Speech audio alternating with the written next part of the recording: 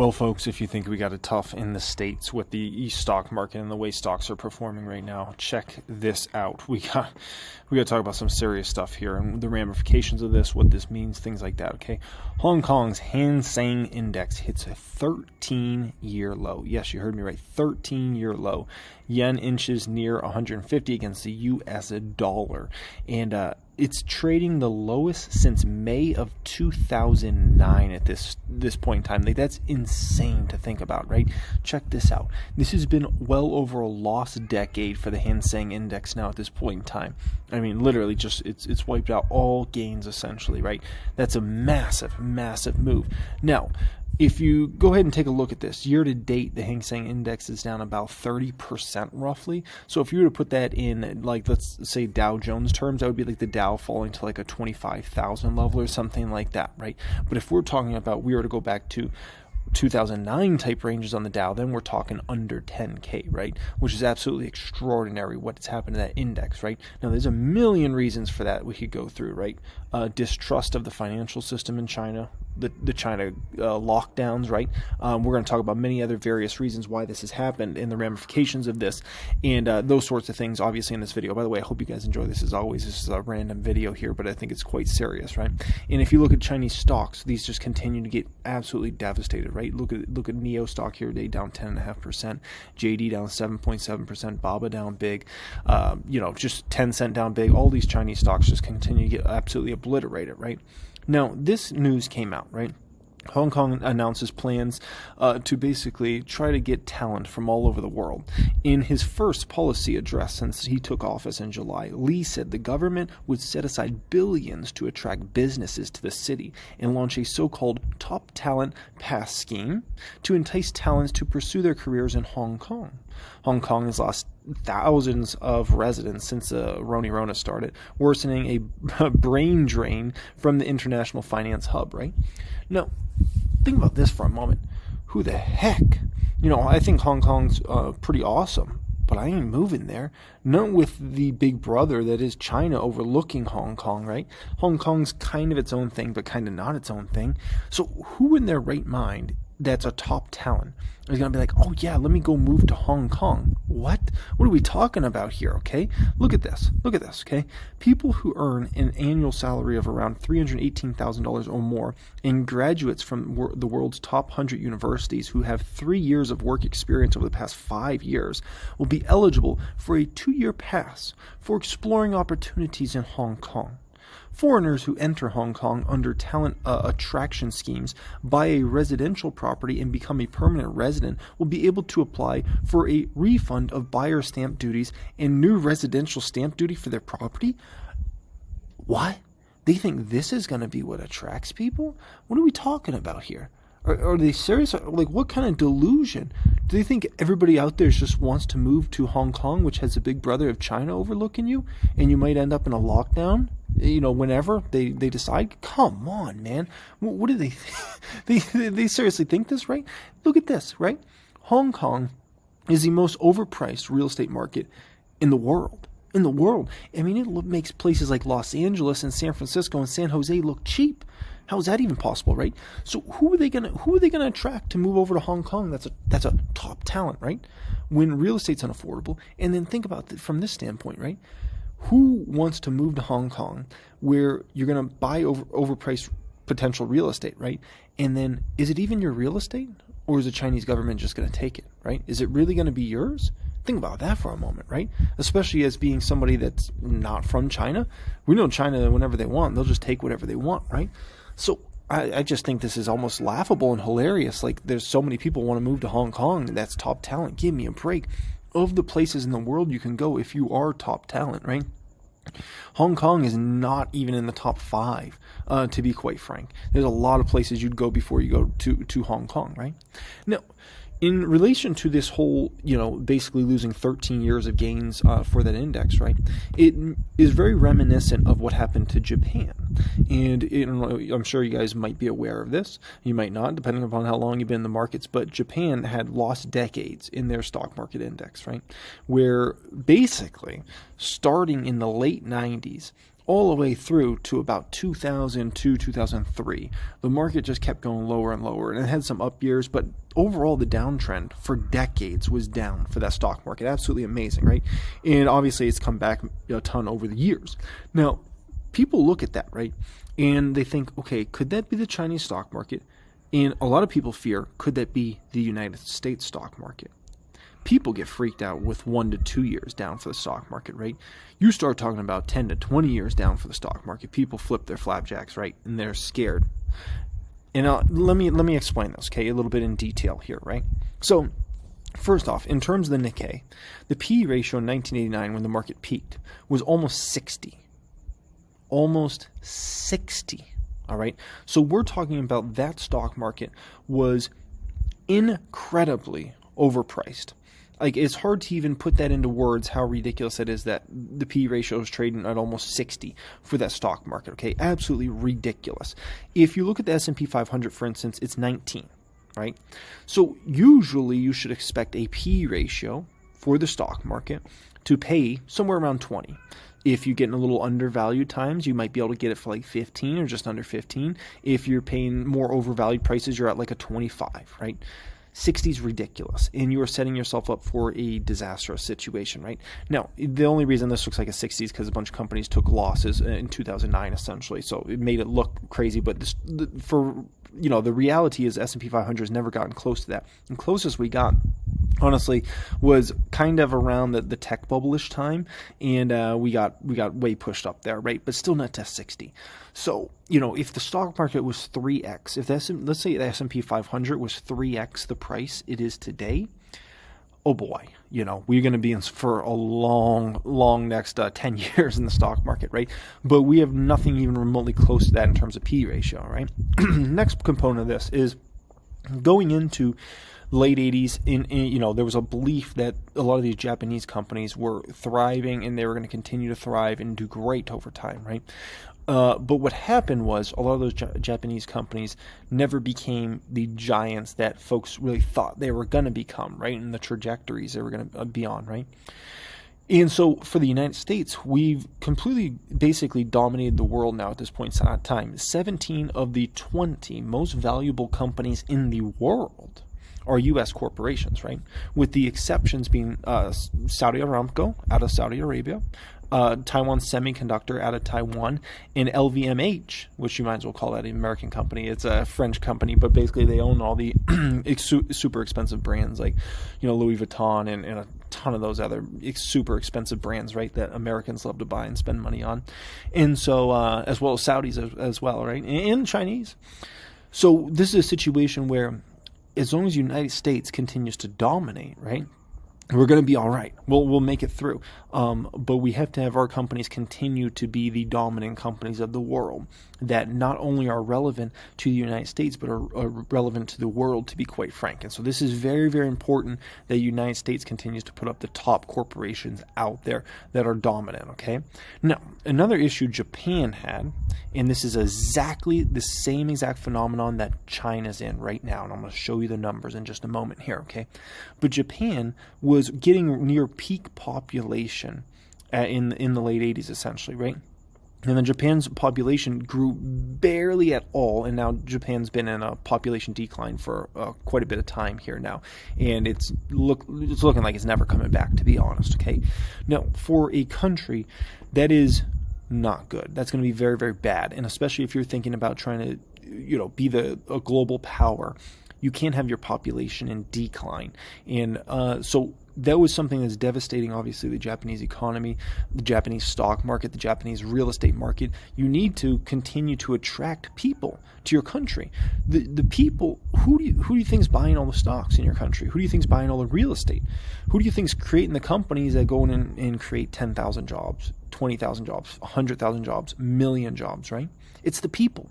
It's the Jeff Bezos. It's the Steve Jobs. It's the Elon Musk, right? It's the Warren Buffetts. It's those people are the ones that end up employing hundreds of thousands or millions of people and create massive amounts of wealth for massive amounts of people. And so when you're talking about a population in decline that's no longer growing, You're talking about you are basically going to have less and less talent moving forward, less and less people to buy products in your country, and less super visionaries that can create an environment where your country can thrive over the coming years. And that's exactly what happened to Japan. In the United States, we have a very unfair advantage, in my opinion. We have population growth and are going to continue to have population growth, right? And one of the reasons is for the most part, people have babies in the United States, and that's good, although that could be an issue in the future. The other thing for the United States is we attract the actual top talent. So what Hong Kong wants to do in the United States, we actually do that. We attract the best of the best people because of the options you have to live in the world. Most people are like, if I'm going to do something big, I need to go to the United States for that. I'm not going to Hong Kong for that. I'm not going to Europe for that. I'm going to the United States to do that big thing, right? And because of the way we have our venture capital, this is something extremely important that is so underlooked in the market. One of many reasons why we attract the top talent is because of how strong our venture capital system is in the United States of America. And this is something that's overlooked many times. But if you're going to have a startup, especially if it's a money-losing startup, right, you want to have access to the U.S. talent and to the capital markets that the United States has. And there's nowhere you're going to have better than that than the United States, right? And so we have many various very unfair advantages, in my opinion, in the United States that obviously produce, more and more people to move to the United States over time and kind of dominate when it comes to that, right? Now, check this out. China's at peak population right now. They are at peak population right now. And they're basically, over the coming decades, China's population is expected to go down by hundreds of millions of people. Yes, you heard me right. Hundreds of millions of people in China. That is going to be devastating to their economy over the coming decades and devastating just about everything in China, to be quite frank. You need your population to grow over time. And when you're talking about you're at the peak now at this point in time, it's not going to be a good situation for China. I can promise you that. So that is no bueno, okay? If you're talking about an emerging market that I'm very bullish on over the next 15 to 20 years, it is India. You're already seeing it with countless companies, right? Look at Apple, and many of the tech companies are starting to create product lines in India now at this point in time. This is the next major growth market, emerging market in the world, in my opinion, that has so much untapped potential in India. It's ridiculous. And if you're thinking about a market that I just truly believe in a massive way over the next 10, 20 years, it is India over pretty much everywhere else from an international standpoint, emerging markets, right? And when it comes to India, their population is not going down anytime soon. India's population is likely going to go up hundreds of millions of people over the next few decades. And they're attracting a lot. And I mean a lot of capital investment and business investment. And I don't see that slowing down. If anything, I see that speeding up over the next 10 to 20 years. And I think what China has represented for the last 25 years to the world, I think India is going to represent that for the next 25 years. India just has to do a very good job of making sure they don't screw it up on a political front like China has, where they turn off the rest of the world, because the Chinese government has turned off the rest of the world, to be quite frank, over the past, I'd say 5 years, honestly. They really have, right? Now, in regards to the U.S. stock market, right? We can have 5 years of lost, a 5-year span of lost, stock market gains. And if you look at the Russell, for over 4 years now, we've had no gains for the Russell, right? Like dial it back 4 years ago, and you're going to find no gains in 4 years for the Russell 2000. So it's not all the realm of possibility for the U.S. stock market to go through a 5-year span where, it just doesn't grow, right? And that's what we've seen in the Russell. Now, in regards to the S&P 500, the NASDAQ, the Dow, all those are up over the past 4 years, right? And for the Russell, nope, no gains there. So it's never out of the realm of possibility, right? Now, something that's very important if you're thinking about Asia, if you're thinking about all these international markets, is the dollar, right?